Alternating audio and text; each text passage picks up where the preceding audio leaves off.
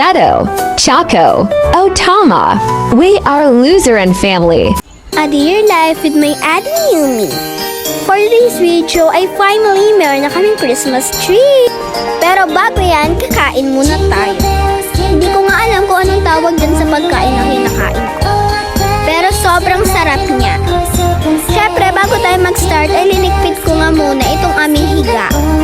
Ayan nga guys, nagpapatugtog nga pala kami dyan kaya hindi ko mapaparinig yung record.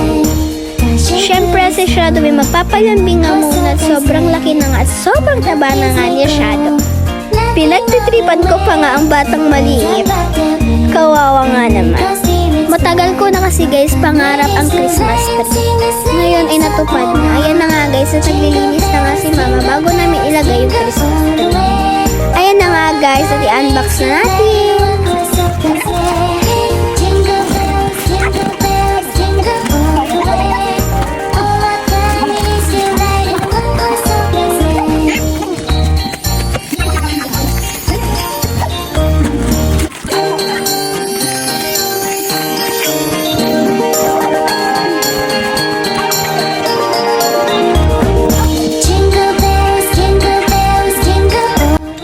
Meron na nga din siya guys nakasama na mga pang-design at Christmas light.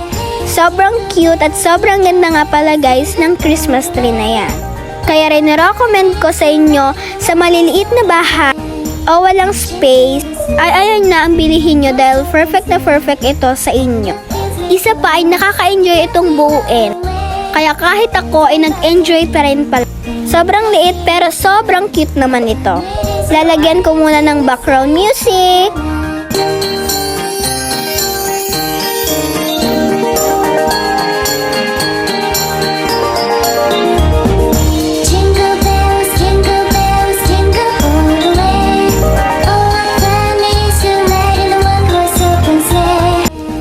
Pakita ko nga sa inyo ay nakaka-enjoy talaga itong design. Tignan nyo naman kasi sobrang cute nga nitong Christmas tree na. Bagay na bagay sa mga maliliit na bahay. Nakaka-enjoy itong lagyan ng mga decoration. Pwede nyo din itong lagyan ng mga regalo sa ibaba. Napakaganda talaga ng Christmas tree na to. Eto na guys ang finished product!